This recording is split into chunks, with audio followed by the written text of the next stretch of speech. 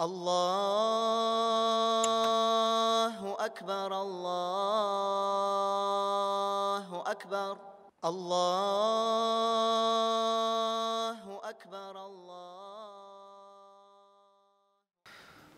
إن الحمد لله نحمده ونستعينه ونستغفره ونعوذ بالله من شرور أنفسنا ومن سيئات أعمالنا من يهديه الله فلا مضل له ومن يضلله فلا هادي له وأشهد أن لا إله إلا الله وحده لا شريك له وأشهد أن محمدًا عبده ورسوله صلى الله عليه وعلى آله وأصحابه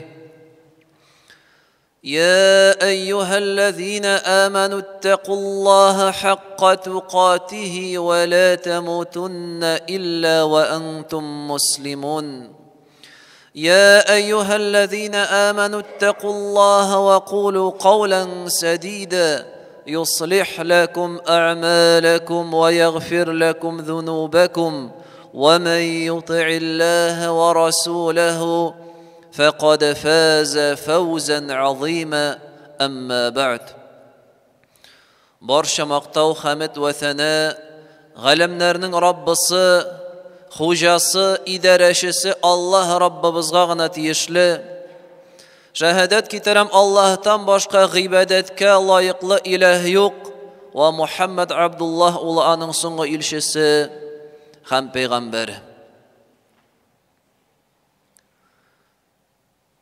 İslam fenleri arasında bar şunday fen sira deyip atıyız biz ona.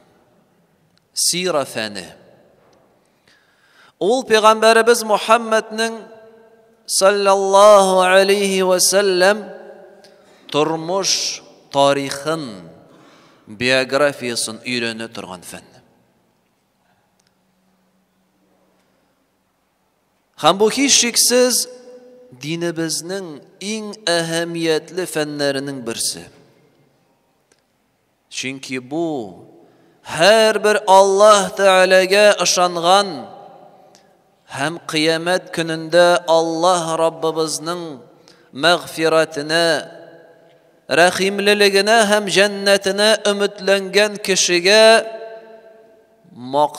şu maksatına erişu yolun anlata. Allah'ın en süyüklü bendesi Peygamberimizin Muhammed sallallahu aleyhi ve sellem turmuş örneğinde hem dinimizin en danlıklı, en dereceli uluh kişileri sahabeler turmuşunda. Kimde kim Allah subhanahu ve teala iman getirdi, hem bu dünyada Allah'ın yardımına ümitlene ve ahirette cennetke umtula hiç şeksiz sirana öğrenip Peygamberimizin sallallahu aleyhi ve sellem turmuşundan örnek alıp üst turmuşunda şulay alıp barsın. Hem bugünkü hutbede Peygamberimizin sallallahu aleyhi ve sellem hem birinci Müslümanlarının turmuşunda bulgan uluh bir vakıga turunda söylep getiririz. Hicri kalender boyunca 9. yılının Recep ayında bula Tabuk diyen soğuş, pahot. Bu pahotni eli Gazvetul Usra dip tatilar ağırlık pahodu. Çünkü bu vakıga bulgan vakit ayrışa Müslümanlarga ağırga turu kile. Kırılık, açlık, malının az vakiti hem barası arada bik yırak bulganga göre. Anın sebebi nerse de Peygamberimizge sallallahu aleyhi ve sellem şu yılına haber kile Vizantiya padşası Хиракли шушы гарәп ярым утрауында мөселманнарның гарәпләрен бердәм булып ныгып китүләрен күргәч, үзләре өчен куркыныч угроза күрәдә 100 меңнән артык гаскәр туплап җибәрә мөселманнарга каршы дип хәбәр килә Пәйгамбәребезгә саллаллаһу алейхи ва саллям. Ул вакытта бу бик зур, көчле дәүләт, котышкыч гаскәр 100 меңнән кайдадыр 150 мең дип тә килә. Һәм нәрсә эшләргә? Пәйгамбәребез саллаллаһу алейхи ва саллям инде моңа ничек тә булса каршы торырга кирәк, динебезне саклап калырга кирәк дип, үзе дә гаскәр туплый башлый һәм bütün халыкка игълан итеп әйтә: "Мен җаһаза җайшал усрати фалахул җанна." Кем шушы гаскәрне тәэмин итүдә ярдәм итсә, аңа җәннәт булыр ди. Кем мөселман гаскәрен тәэмин итүдә, туплауда ярдәм итә икән, җәннәт булыр сезгә дип әйтә.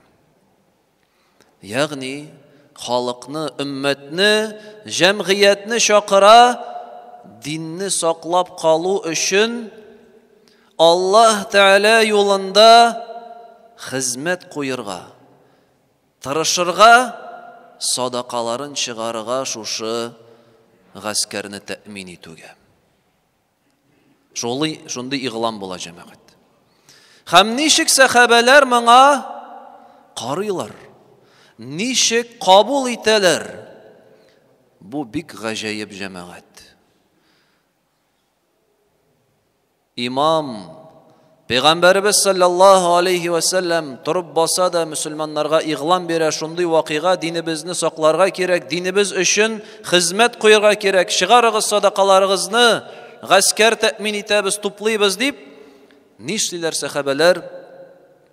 Монда бик күп гаҗәеп хадислар китерелә җәмәгать.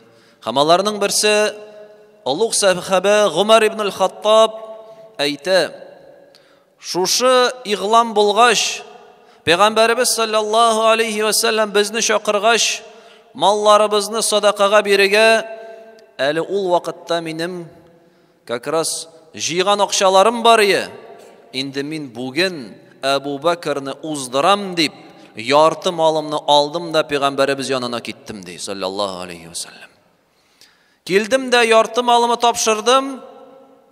Пәйгамбәребез саллаллаһу алейхи ва саллям миннән сорады: "Күпме бу синең өлешең?" Мен әйтәм: "Яртысы." Гаиләңә күпме калдырдың? Яртысын калдырдым дип әйтә.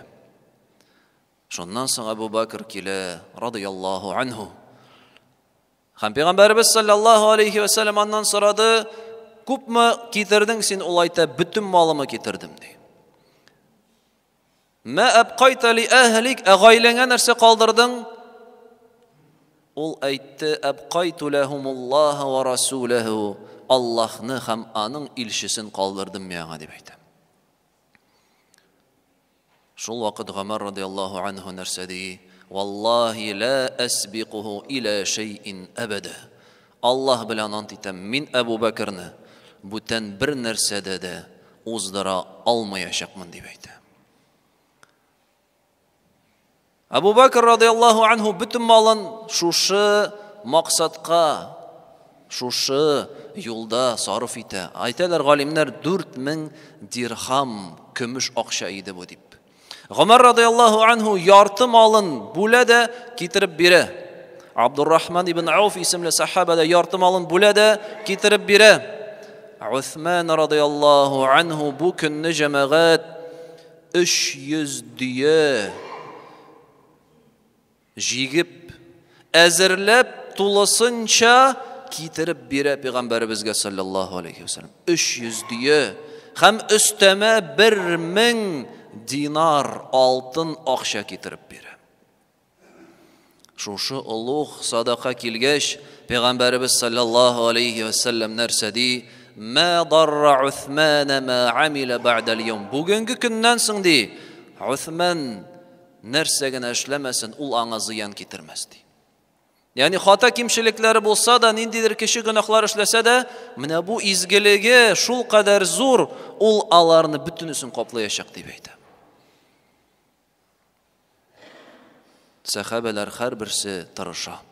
Хатын кызлар да тырышалар. Ничек китерелә бу хәбәр килгәч, Аиша радиллаһу анһаның йортында җәймә салалар. Һәм хатын кызлар килеп шушы җәймәгә кем күпме бирә ала, үзләренең хәтта балдакларын, бизәүләрен, алтыннарын бөтенесен шунда салып баралар. Шушы улуг бердәм дин өчен, җәмәгать өчен, җәмгыять өчен кирәкле булган максатка. Фәкыйр мискиннәр нәрсә эшли? Акчалары булмаган, һәм монда әйтергә кирәк, җәмәгать фәкыйр мискин ул безнең бүгенге көндә ярылы дип санаган кеше кебек кенә түгел. Элекеге көндә мискин фәкыйр ул көндәлек хәтта ризыгы булмаган кеше аталган. Көн менә туа, ул иртән уяна, аның юк ашарга. Менә ул мискин. Бүгенге көндә әлбәттә андый кешеләр юк. Һәрбер ярлы дигән кешедә дә барыбер нәрсәседер бар, альхамдулиллаһ. Алар нәрсә эшли? Мискин фәкыйрләр, ярлылар нишлиләр? Гаҗәеп җәмәгать. Сахих Муслимдә китерелә хадис, Абу Мас'уд радиллаһу анһу әйтә: "Умирна бис-садақати, безгә садақа бирү кушылгач ди, кунна нухамил. Без йөк ташы идек ди." Нәрсә дигән сүз ул йөк ташы идек? Галимнәр аңлата, базарга чыга идек ди. Һәм базарда йөк ташып, грузчик булып эшли идек. Ни өчен? Эшләп акча алып, шушы эшләгән акчаны садакага бирер өчен. Карагыз җәмәгать. Юк акчасы, садака бирергә мөмкинчелеге юк. Ярар, миннән булмады инде, мин мискин, миңа үзләре бирсеннәр дип утырмый, мин катнашмыйм мондай изгелекләрдә дип утырмый. Нишли? Эшкә бара, гаиләсен тәэмин итер өчен түгел, үзенә мал җыяр өчен түгел, шунда чыгып, грузчик булып авыр йөк ташый да, акча ала да шуны садакага бирер өчен җәмәгать эшли. Карагыз, нишлиләр сахабалар. Ничек тырышалар. Инде бөтенләй бер нәрсә булдыра алмаганнар җәмәгать нишли? Пәйгамбәрбез янына саллаллаһу алейхи ва саллям киләләр. Һәм сорыйлар: "Эй Аллаһның илчесе, бир безгә мөмкинчелек берәр. Бир әле безгә берәр дөяме, без аңа атланып барарык, ширатлашып булса да. Әзрәк безгә корал бир, без чыгырык, шунда корал тотып, артыгыздан ияреп барарык." Ләкин Пәйгамбәрбез саллаллаһу алейхи ва саллям алайга әйтә: "Миндә юк ди берәй бер дә сезгә бирерлек. Ала алмыйм мин сезне. Ара ерак, сезне утыртып, дөяләребез дә, атларыбыз да юк сезгә җитәрлек." Һәм нәрсә эшлиләр бу сахабалар җәмәгать? Ярар, инде сугыштан имин булдык, котылдык дип кайтып китмиләр, сөенеп. Нишлиләр? Аллаһ субханаһу ва тааля аларны китерә Куръанда, Тәүбә сүрәсендә алар турында аерым аят иңдерә. ولا على الذين إذا ما أتوك لتحملهم قلت لا أجد ما أحملكم عليه. Һәм гөнаһ юк шул кешеләрдә, кемнәр синең яныңа килеп сорадылар, ниндидер ярдәм синең белән чыгырга. Ләкин син аларга әйттең: "Юк миндә сезгә бирерлек берәй бер" дип. وأعينهم تفيض من الدمع حزنا ألا يجدوا ما ينفقون. Шул вакыт аларның күзләре яшь белән тулды ди. Аллаһ юлында сарыф итергә маллары булмау сәбәпле дип әйтә.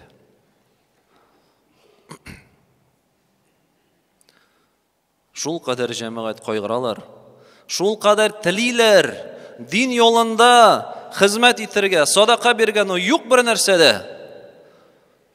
Шуңа нишлиләр? Җылыйлар. Кайгыралар җәмәгать. Менә шундый иде сахабалар. Шундый иде аларның борчылуы дин өчен.